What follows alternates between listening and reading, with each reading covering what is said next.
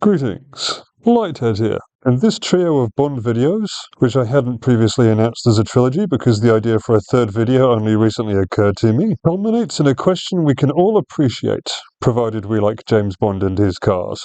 For decades we've been presented with some unbelievably beautiful engineering from some of the finest car companies in the world, or at least from Aston Martin. Speed, gadgets, weapons, girl bait. We all want it, and he's got it. Then, whatever. I speak, of course, of which is the best Bond car.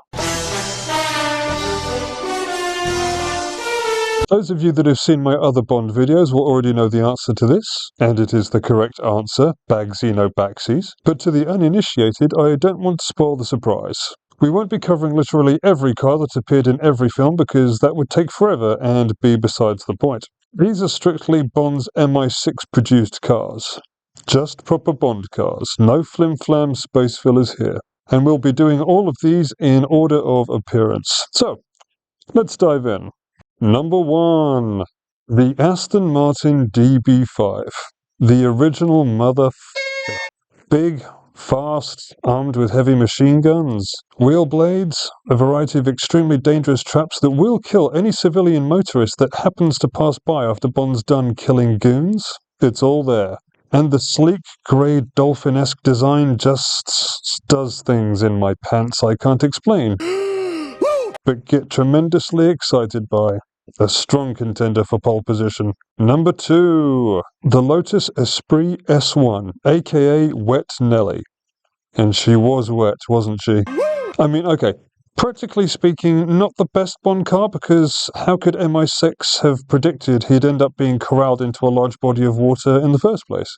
But look at how sleek it is. It's a submarine. It's a sleek Lotus submarine. Do you see? And it's got torpedoes, so it isn't totally without teeth, though I imagine if used on land they wouldn't work so well. And the tyres, God, I love how the tyres fold up. So cool. As a quick aside, Bond had 2 more Esprits in For Your Eyes Only, but they were more like eye candy than practical cars. Plus one gets blown up inside a few seconds of its appearance, so we'll skip over those. Number 3. A gorgeous grey Aston Martin V8 Vantage Volante with a winter vibe. Comes equipped with missiles, spiky tyres, outriggers. God, I love that word, it sounds so cool. Lasers in the tyres, because somebody thought blades weren't enough this time. And a big fat rocket for making very conveniently placed jumps. Also comes with a bomb in case Bond feels like destroying another few million quid's worth of government equipment. And goddamn is it pretty. Number 4. A bit disappointing this one because old Jimbo never gets to use the gear equipped on the BMW Z3. A gorgeous bit of sporty goodness, this is true. Yet while it was supposed to feature Stinger missiles and some other stuff, it never gets to see any action. It's basically just there to add extra sumptuousness to an already ridiculously sumptuous backdrop. Oh well. Number 5. The BMW 750iL.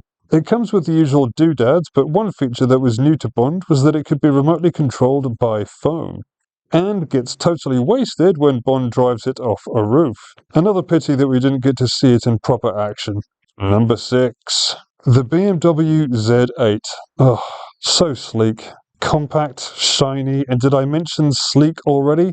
God, it's just so sleek. And what happens to it?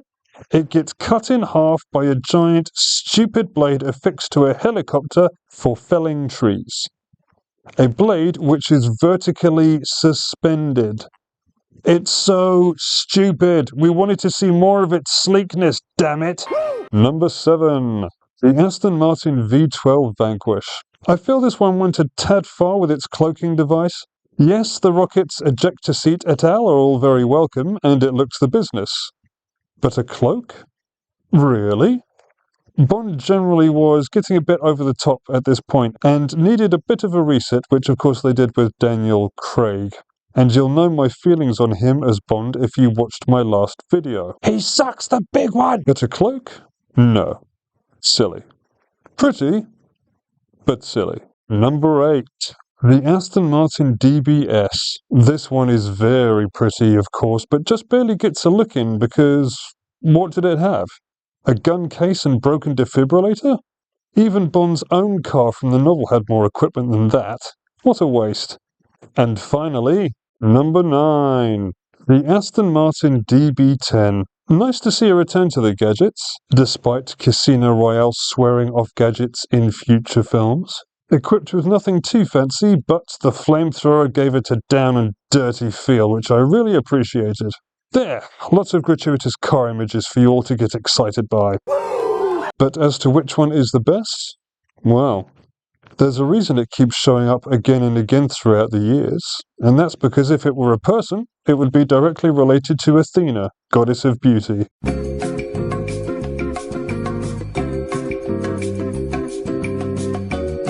That's right, the Aston Martin DB5 is the clear winner. Why? Because I said so, that's why. Others might begin to approach its beauty, but none of them are the total package. It's beautiful and thoroughly deadly. So there.